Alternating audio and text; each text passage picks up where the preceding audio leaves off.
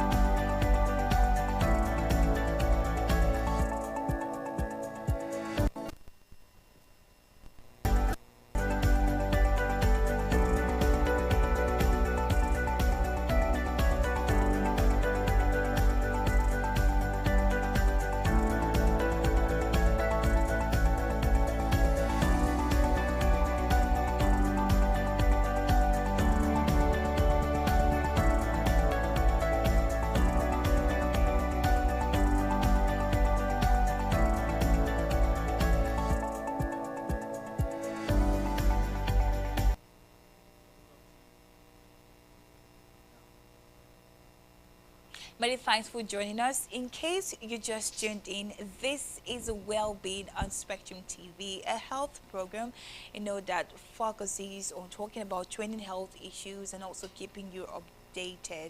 On today's show, we're talking about PCOS, otherwise known as polycystic ovarian cyst. Now, somebody will ask, why is this conversation important? Okay, so PCOS, like you know, is common in Nigeria, affecting 1 in 6 infertile women, with local studies showing prevalence rates between 13.8% and 18.1% in reproductive age women. However, actual prevalence may be higher due to undiagnosis and a significant knowledge gap regarding the condition among the public and sometimes even healthcare providers, leading to undertreatment and limited management. In other words, there is every possibility that the rate of PCOS could be higher, because most times people don't even know that they have it. And just so you know, this month is also PCOS Awareness Month. We use this month to recognize every woman battling with PCOS. We just want to say that we love you and stay strong. And to people wondering, what is she even talking about? Anyways, on this show, we'll have Dr. Komobomudo, a gynecologist and obstetrician at University of Rio Teaching Hospital, give insight to some of the questions that I have and you also have concerning this topic. Now, trust me, at the end of the day, there are some conversations that you used to have that you'll be like, oh my God, could it be I have this disease? Don't be frightened. This is well-being, and one of the things that we prioritize doing is to keep you updated and also highly informed about, diseases and general well-being. So let's hit the ground running. My first question, and of course, would be, what is PCOS and how can it be diagnosed? PCOS is what we call polycystic ovarian syndrome, now often called polycystic ovarian disease, that is PCOD, as against PCOS, which we all know, which is polycystic ovarian syndrome. It is a condition that is caused by hormonal imbalance in women of reproductive age. Now, it most often leads to irregular menstruation, or sometimes amenorrhea, that is lack of menses. The woman may not see her menses, and this is a woman in reproductive age. So you will now start wondering, why should this woman not be seeing her menses? What we call an ovulatory amenorrhea, meaning this woman is not ovulating, and so she's not menstruating. So what could be the cause of, what is actually this polycystic ovarian syndrome we're talking about? In polycystic ovarian syndrome, we have a situation whereby there are multiple tiny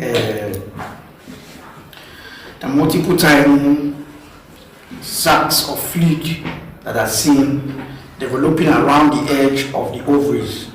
The ovaries are, in the women, is like the reproductive organ in the women that produces the egg that is later being fertilized by the sperm for pregnancy to occur or conception. So in polycystic ovarian syndrome, we have tiny sacs, small sacs of fluid like this around the edges of this ovary. And then these sacs, over time, they should be matured enough for one to actually release the egg that should be fertilized. But because of how they are polycystic, these sacs contains immature eggs, and the immature eggs that are in these sacs that we call follicle will not release this egg, will fail to release this egg, and so that's why she will now not be ovulating, because the release of the eggs, of the egg, is what we call ovulation, when the egg is released. So PCOS causes anovulation, that is, makes ovulation not to occur, as the woman tends not to ovulate. And I know the next question will be, what is the exact cause of this PCOS? And so I will say that the cause is actually unknown. They've actually not known the cause of this, but there are some postulation that have been said to actually be the cause of this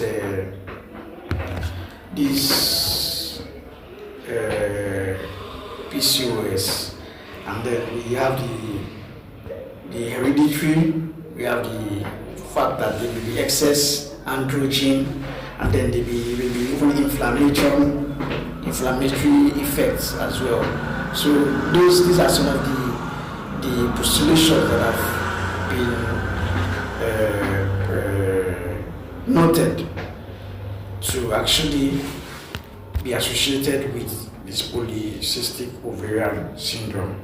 It's actually a very complicated gynecological condition, because it's actually metabolic, hormonal, it has hormonal component, genetic, and actually a metabolic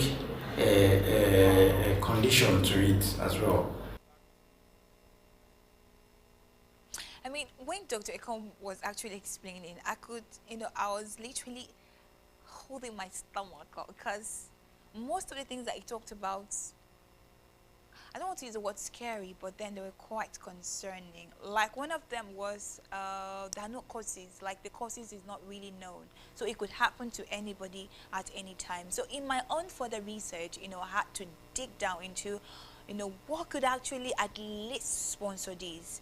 Of course, you heard him say that the causes are known, and yes, to me it sounds very well. I don't know about you, but however, we have risk factors. Number one is insulin resistance. So if you have any family history of diabetes in the past, or you've had any case of insulin resistance, and when I say insulin, I mean the hormones responsible for mopping up sugar from the blood and helping the tissues absorb blood sugar.